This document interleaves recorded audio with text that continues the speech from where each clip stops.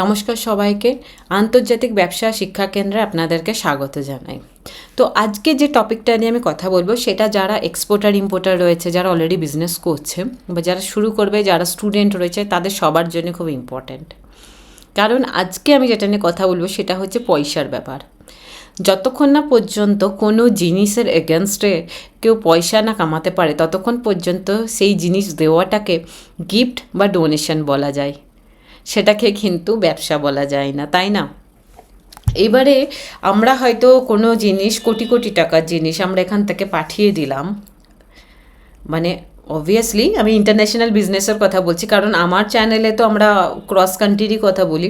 তো যদি বিদেশে পাঠিয়ে দিলাম 2 কোটি টাকার জিনিস আর তারপরে পয়সাটা হয়তো এলোই না, তাহলে এত বড় একটা জিনিস গিফট করা মানে একটা নর্মাল ব্যবসায়ীর পক্ষে একটু প্রবলেমই, তাই না? তো ওই জন্য আজকে আমি যেটা নিয়ে কথা বলবো সেটা হচ্ছে যে কোন সময় আমাকে বা কোনো ব্যবসায়ীকে কোন অস্ত্রটা ইউজ করা উচিত, মানে যেমন তলোয়ার, বন্দুক, মানে আলাদা আলাদা রকম ছুরি, কাঁচি, আলাদা আলাদা অস্ত্র, কিন্তু কোন সময় কোনটা ইউজ করা উচিত। তো এরকমই যখন ব্যবসায়ীদের কাছেও কিছু ইনস্ট্রুমেন্ট দিয়ে দিয়েছে ইন্টারন্যাশনাল বডিজ, এবং ব্যবসায়ীদেরকে বলেছে যে তোমরা তোমাদের সিচুয়েশন বুঝে ডিসাইড করো কোন সময় কোন অস্ত্রটা ছুড়বে, কোন সময় কোন অস্ত্রটা ইউজ করবে।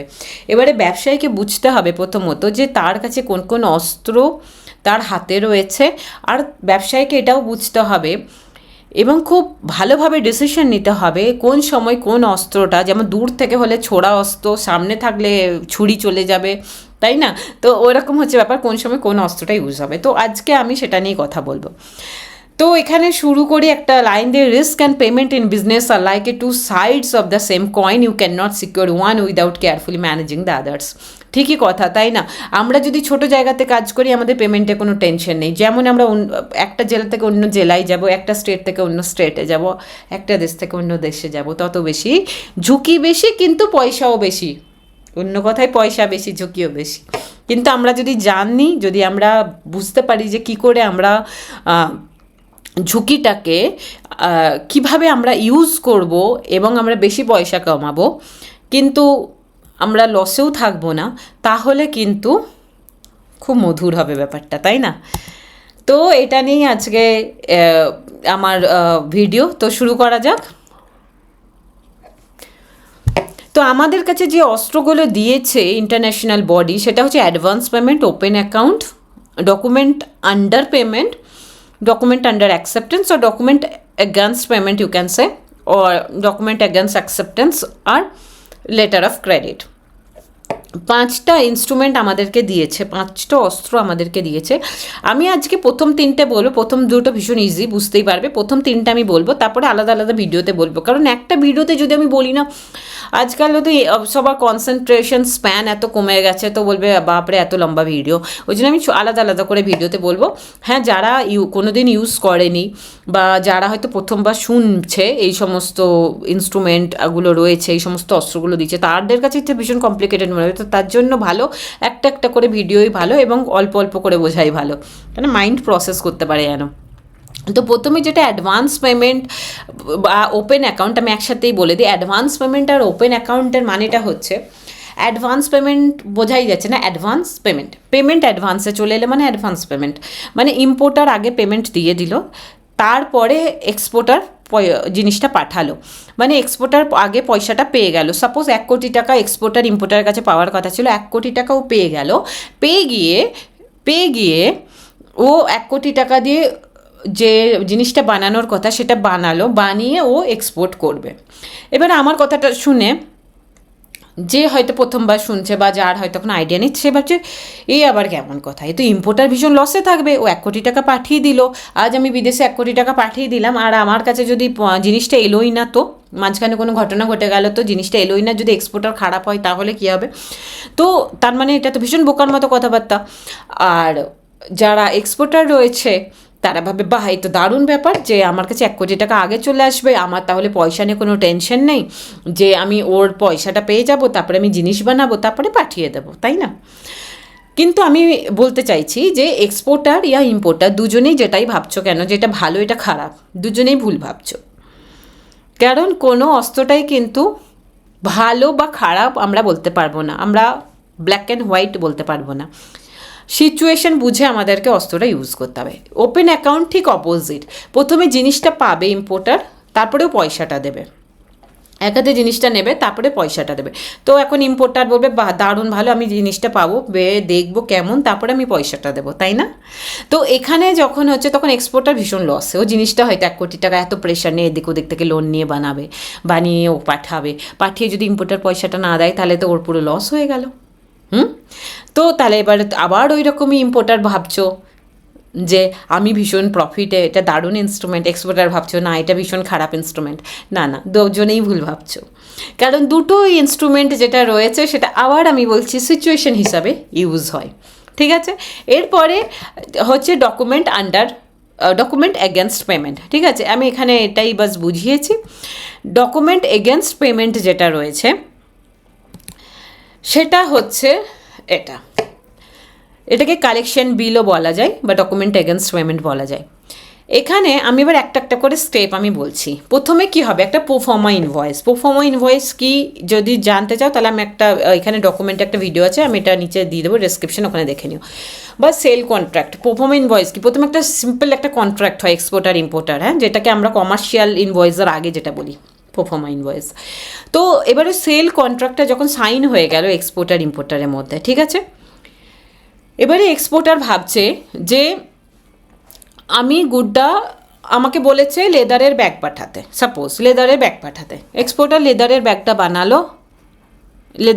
বানালো, বানিয়ে ইম্পোর্টারকে পাঠিয়ে দিল মানে কি, গুডস যেটা লেদারের ব্যাগটাকে প্যাকেজিং করে প্যাকেট করে পুরো প্রপার ও জাহাজে তুলে দিল। যখন জাহাজে তুলে দিল তখন ওর কাছে কিছু ডকুমেন্ট থাকবে এক্সপোর্টারের কাছে। কী কী ডকুমেন্ট? যেমন আমি মেন ডকুমেন্ট বলি, কমার্শিয়াল ইনভয়েস, প্যাকিং লিস্ট, আর বিল অফ ল্যান্ডিং যদি জাহাজে যায়, যদি আকাশপথে যায় তাহলে এয়ার বিল, এরকম করে হবে। তো এবারে ও যখন জাহাজের কথা আমি ধরছি, ধরো জাহাজ বিল অফ ল্যান্ডিং, তো 3টে ডকুমেন্ট তো মেন হয়ে গেল। এরপরে হবে ইন্স্যুরেন্স হয়ে গেল, আরও অনেক রকম। এবারে আলাদা প্রোডাক্টের জন্য আলাদা আলাদা ডকুমেন্ট হয়, তাই না?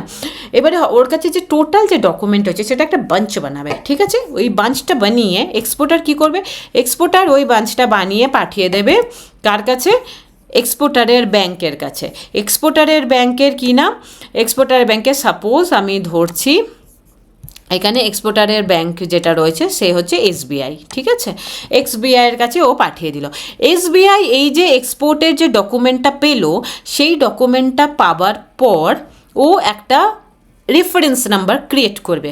কিন্তু সেই রেফারেন্স নাম্বার কি ক্রিয়েট করবে, রেফারেন্স নাম্বারটা ওর কাছে কি বলবে, এক্সপোর্ট বিল রেফারেন্স নাম্বার, ঠিক আছে? এক্সপোর্টারের ব্যাংকের কাছে বা এসবিআইয়ের কাছে সেম এই ডকুমেন্টটার নাম হবে এক্সপোর্ট বিল একটা রেফারেন্স নাম্বার ক্রিয়েট হবে, সেখানে সমস্ত কিছু ডিটেলস লেখা থাকবে। কি গুডস, কোথার থেকে আপলোড হয়েছে, কোথায় গুডসটা গিয়ে নামবে, কার কাছে যাচ্ছে, সেখানে কি কি ডকুমেন্ট রয়েছে, সমস্ত কিছু ডিটেলস এখানে কিন্তু এখানে ও লিখবে, এসবিআই লিখে এইটা যখনই হয়ে গেল, বিলটা বুক ওটাকে কি বলবে, এক্সপোর্ট বিল বুক, ঠিক আছে? ওটাকে পাঠিয়ে দেবে কোথায়, ইম্পোর্টার ব্যাংক সাপোজ আমি ধরছি এইচএসবিসি, ঠিক আছে? এইচএসবিসি সব জায়গাতে রয়েছে, বিদেশেও রয়েছে, ইউএসএতেও রয়েছে, হ্যাঁ না?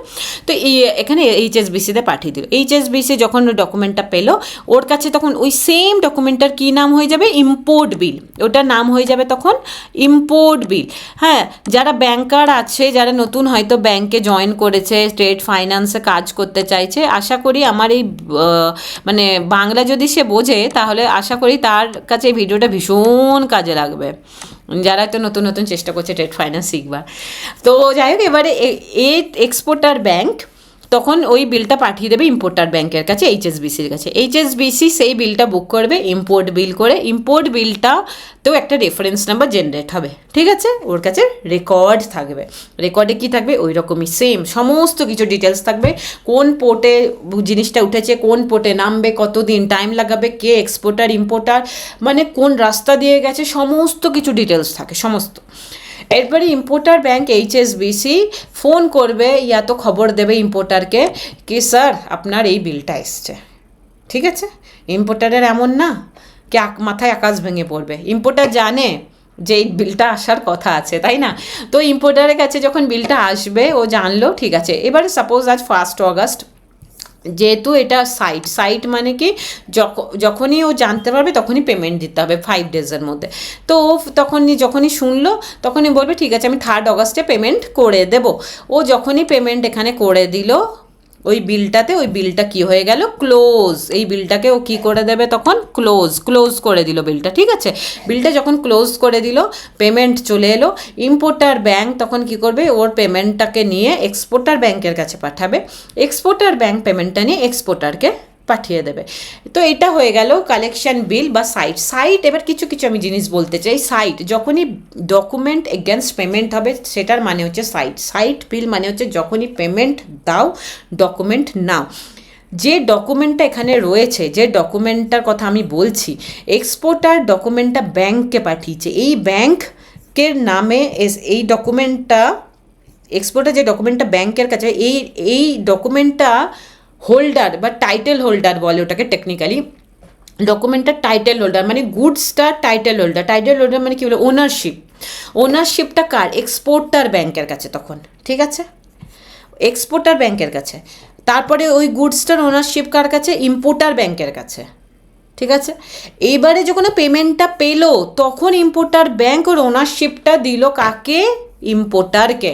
তখন ইম্পোর্টার কি করবে, ওর পিছনে না একটা পুরো স্ট্যাম্প লাগানো হয় আর ইম্পোর্টারের নাম লেখে ব্যাংকার, যে হ্যাঁ এই ওনারশিপ এন্ডোর্স করে ইম্পোর্টারের নাম দিয়ে, পিছনে স্ট্যাম্প থাকে ওইখানে।